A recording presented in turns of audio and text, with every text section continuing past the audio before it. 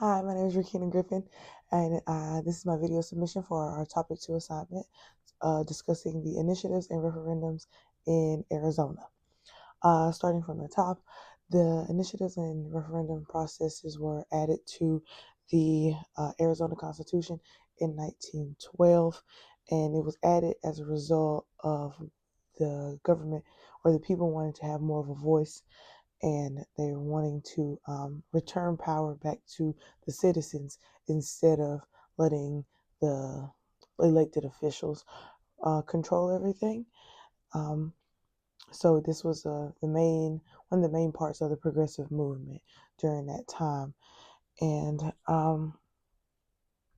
so basically, the basic definition of these processes, the initiative was basically a process that allowed the people to propose new laws, change language, modify or add new amendments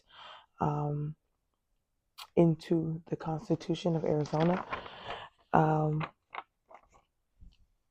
It just wanted to emphasize the voice of the people. And according to our resource for this topic, McClory, she stated that all not all, but 17 states, at least 17 states besides Arizona, had given this power back to the people, the citizens. So it's just the proposal is just basically wanting to have enough voters, enough voice of the people to be able to make a change for that state particularly. In the referendum, it basically allows voters to approve or reject, so say yay or nay on laws that have already been passed. So they're not voting on anything that's new. They're not trying to change anything that's new. They're just trying to just project their voice and say yes or no to the things that have already been put in place by the lawmakers of the state. It basically acts as a checks and balance system for the lawmakers and the voters. So it basically just gives the people power over their legislator that they don't agree with. So these work. How do they work? For an initiative, the citizens, the people, would have to draft a proposal for or a law that they would want to be included, and then they would have to file that with the state, Arizona State Secretary. And then they would collect a specific number of signatures, and then based on that percentage, the votes can be cast in an election. And if they have enough signatures, then the voters will be able to get their amendment put on a ballot, and then the voters can decide what to do, yay or nay. And then for a referendum, this process is basically if they disagree with a law that's been passed, they must do the same thing, basically gather signatures. They have a certain amount of time, have a time limit, and then if they have enough signatures, then that law will be put on hold and until the voters will basically decide whether to keep it or not. So looking at referendums, there are about 3 types of referendums: a constitutional, statutory, and popular referendum. And the constitutional one is the most common. It is the most common method that that the state of Arizona offers for altering or making amendments to its constitution. The statutory one refers to the ordinary laws, so the basic laws that people would want, or the citizens would want changed, or they have an issue with. And the popular referendum is basically where the voters are allowed to interject into the traditional lawmaking process. So they will actually be able to stop the the lawmaking process in this state when it comes to how laws become active. And it just plays a part, and it just shows that how important the voice of the people is in the state of Arizona, and they feel like their needs need to be met, and this is the government that's working for them. They have to their voice should be heard, which is very, very respectable in my opinion.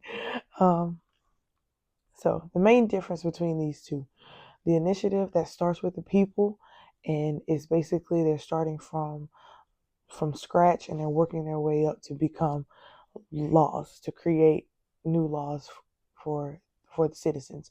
And for the referendum, that is starting from the actions of the lawmakers. The lawmakers have already done their job, and now the citizens can go back and disagree with what they find not agreeable, or what they don't agree with. Um, so it's just a way for the people to either confirm or to stop things that have already been approved by the state. Both of them encompasses using the voice of the people, so their voices are not stifled in this area, in this arena, especially when it comes to changing the Constitution. And it's very, very it's different when it comes to different stages of making laws. So, which is very interesting, very interesting. There are some pros and cons for these two processes. It would be that they both promote direct democracy.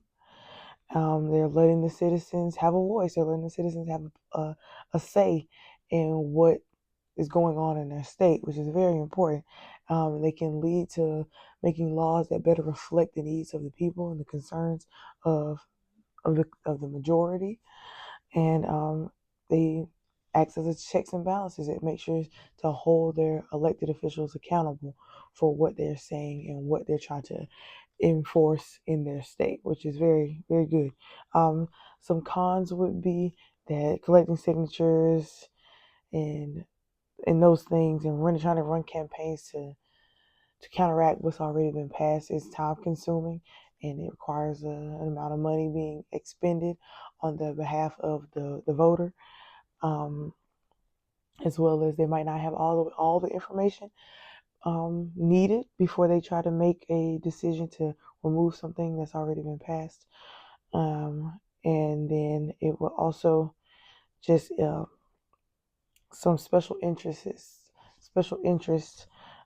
groups might have a bigger say, might want to say something. They might want to have play a bigger part, and they might have a bigger budget that might override the voice of the people, of the average person. Lastly, just to sum this all up, the initiatives and referendums, they are excellent examples of democracy that is active today. And it reminds the people, us, that the government is at its best when the citizens are informed and they're engaged and they're interested, truly interested, and ready to play a role and play their part in shaping the future of America, or of Arizona in this case. It's or just or whatever state you're in. It's important for the people to have a say. It's important for the people to want to see their state be the best it can be. So the people in Arizona, they definitely have a leg up because they value the voice of their people, or of the people, and they value the voice of their citizens, and they listen to them.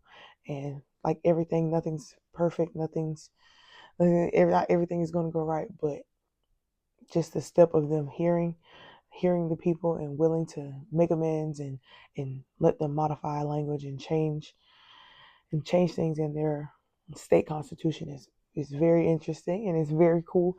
And I'm not a history buff, but that is very, very progressive. And it's just wish every state could be like that. I don't know much about my own state, but hopefully we do that too in Georgia. But yes, thank you for listening, and have a great one.